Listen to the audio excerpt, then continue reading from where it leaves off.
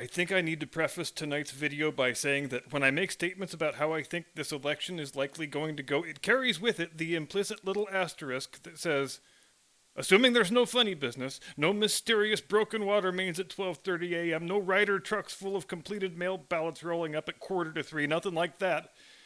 Which is probably a bunch of wishful thinking on my part, but there you have it. There's the disclaimer. I figured I should get it out of the way at the top, lest I have to repeat it a dozen or so times. There are two previous midterm elections in my living memory, which I think provide a precedent, each in its own unique way, for how tomorrow's midterm election is likely to play out. But this one, it could top them both, frankly, because this is one pissed off country and one pissed poor group of leaders running it. In 1994, it seems difficult to believe now, but it was going on half a century since the Republicans had majorities in both houses of Congress. You can go all the way from the Bing Crosby era to the Kurt Cobain era, and the Democrats always controlled one or the other, and quite often both. When I was growing up, it seemed like it was just the natural order of the world. The president, more often than not, is a Republican, and the Congress is usually all Democrat, even despite the major league ass kickings they took in some of those presidential elections. The Democrats, specifically the ones with Humphrey and McGovern and Carter the second time, and Mondale and Dukakis. There's a real murderer's row of quality candidates, right? They still always managed to hold the House and usually the Senate too. But then a strange thing happened. And it was called the Great House Bank Overdraft Scandal of 1992. And it hit, as I remember, 4 to 6 weeks out from Election Day. So it was a hell of an October surprise, in other words. I was working for a congressman at the time, matter of fact. And when it came out that he was one of the worst offenders in the thing, I think it was, his number was 145,000, something like that, if I remember right. Now, he just wilted completely and said he didn't want to fight it, and he just quietly dropped out of the race. And here's a fun fact. The guy who took his place and wound up winning the seat that year, he goes on to win the championship belt for most corrupt congressman of all time, went to federal prison for 8 years because of it. And if you want a fun detective assignment, take the information I just gave you, and you tell me what congressional district I live in. Now, a few big names in Congress who were among the biggest of the overdrafters wound up losing over that scandal that year, and there were Republicans and Democrats who got caught up in it, but it caused more political damage to the Dems than it did to the GOP ultimately. But it's really the midterm 2 years later in 94 when the public antipathy over that spectacle really starts coming home to roost in a big way.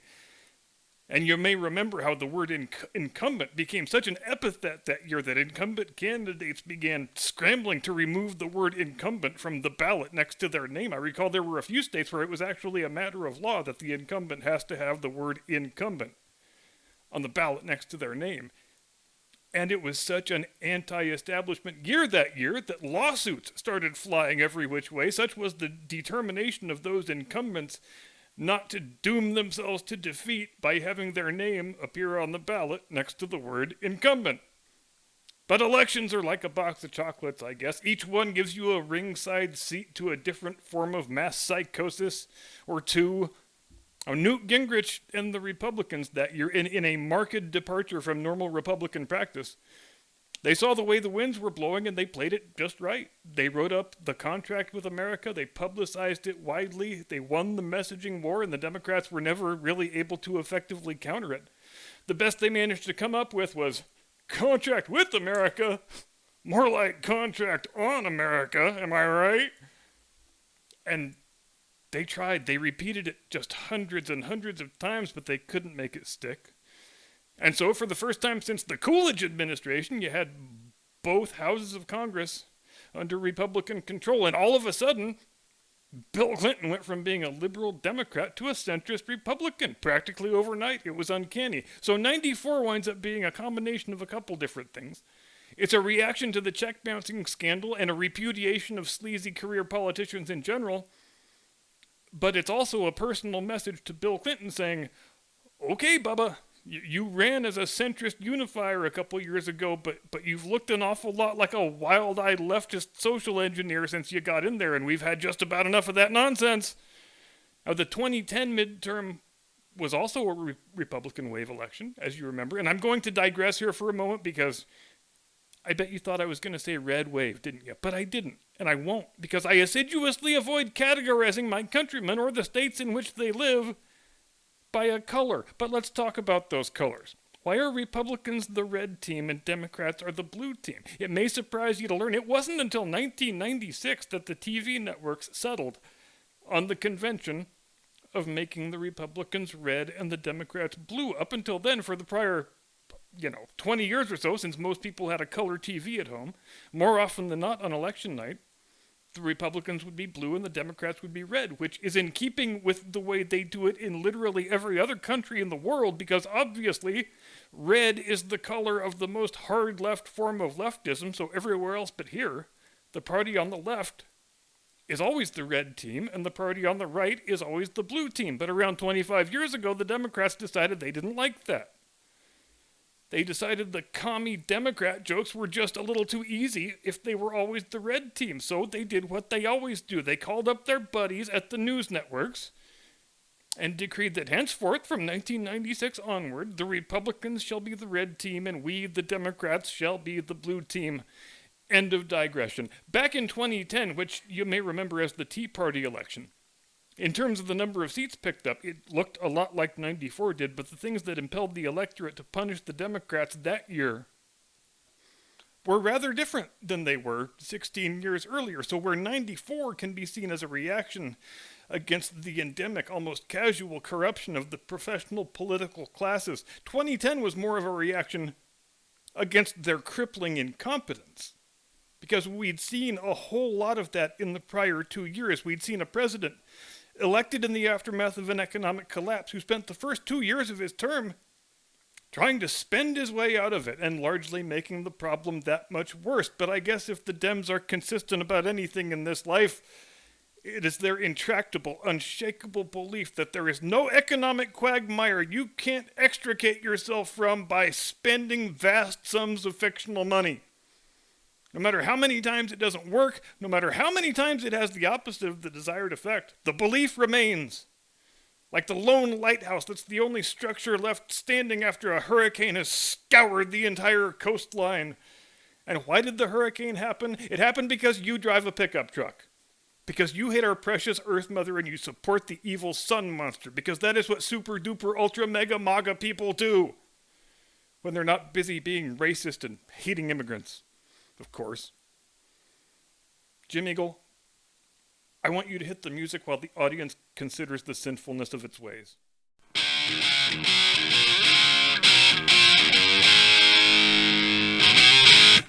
From high atop the battlements of Castle Curmudgeon, where we're doing our part for climate change by building a trebuchet that can hurl a 600-pound boulder directly into the sun monster's eye. Good evening, Mr. and Mrs. America and all ships at sea. Welcome to the program. I'm your eponymous host and humble servant. And I'm not sure really what the point was of the speech that President and semi-animated cadaver Joe Biden delivered on Wednesday night at Union Station after they had cleared out all the hobos and vagrants and drifters and derelicts, which I understand was a pretty heroic undertaking. In front of a big blue tarp with a couple American flags in front of it. Real high dollar production on this one. I mean, they build this thing as a sequel to the Independence Hall address, the one where the visual presentation might as well have been directed by Leni Riefenstahl, where Joe's angrily pumping his bony old decrepit fists while declaring that if you don't love him unconditionally and think he is a great president, then you're basically the same as a National Socialist, obviously.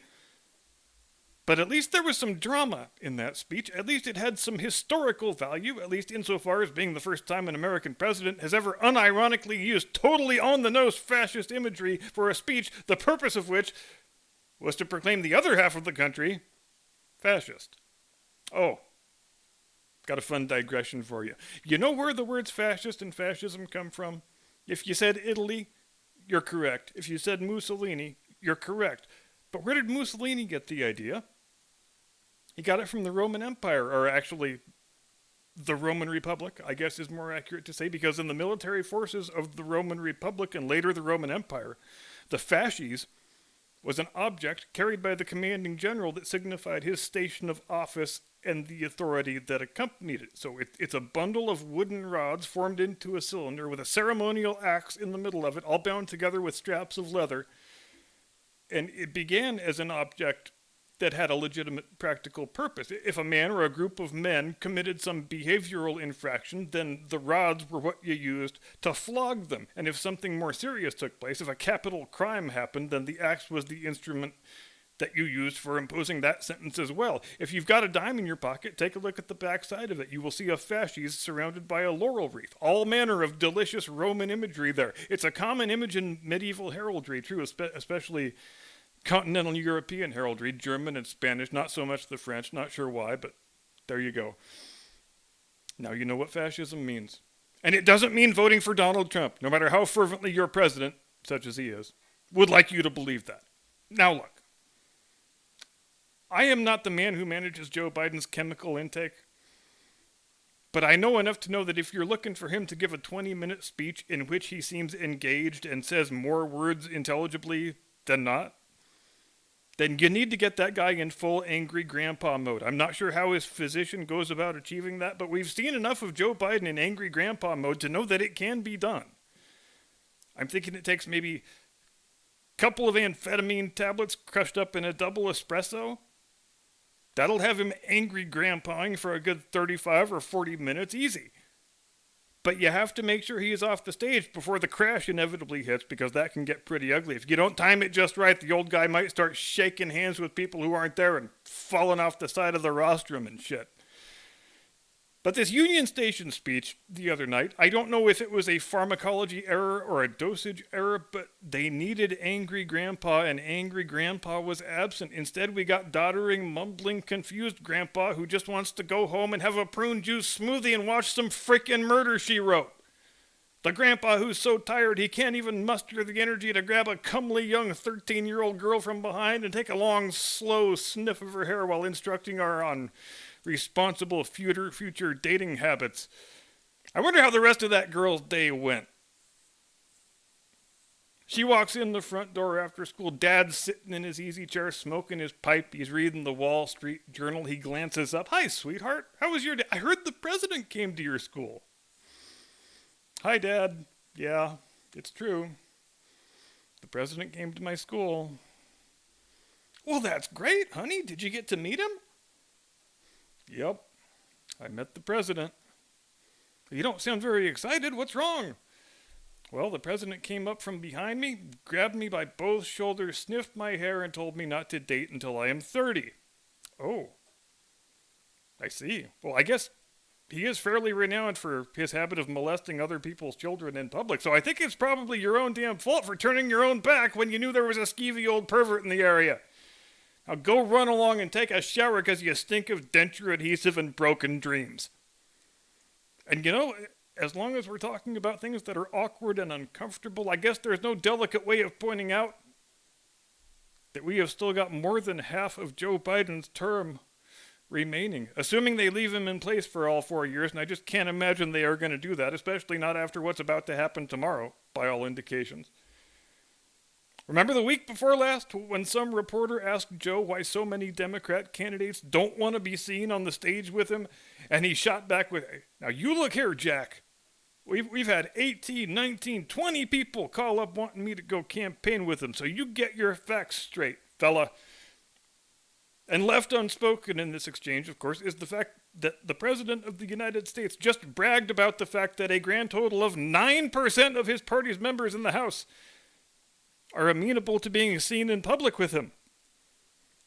But over on the Senate side, John Fetterman seems to have no such qualms about appearing with Joe Biden, which I'm sure has nothing to do with the fact that, uniquely in American politics, here we have a candidate who speaks so incomprehensibly that by comparison, late period mumbly grandpa Joe Biden comes off sounding like freaking Cicero.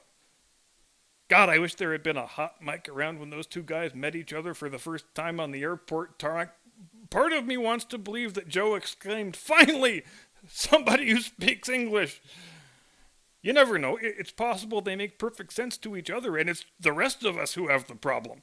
Now, for many decades and centuries down through the ages in U.S. politics, it's been the convention that when the electorate rebukes your party in an election, as is likely to happen within a matter of mere hours from now, the way you respond is with humility and chastenment. You say things like, well, the voters have spoken, they have removed us from power, and now we will endeavor to re-earn their trust. But is there even the slightest possibility that we can expect any such grace and circumspection from today's Democrats? They who have already made it abundantly clear that they are 100% beholden to the radical activist left and have neither the inclination nor the ability to articulate limiting principles on any issue?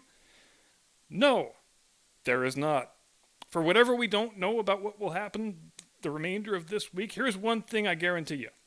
No matter how severe an ass-kicking they suffer, the Dems and their fake news fellow travelers, they won't be humbled and they won't be chastened. They will double down, because doubling down is the only thing they know how to do. If Joe Biden gives a speech on Wednesday, here's what it'll sound like, and mark my words on this.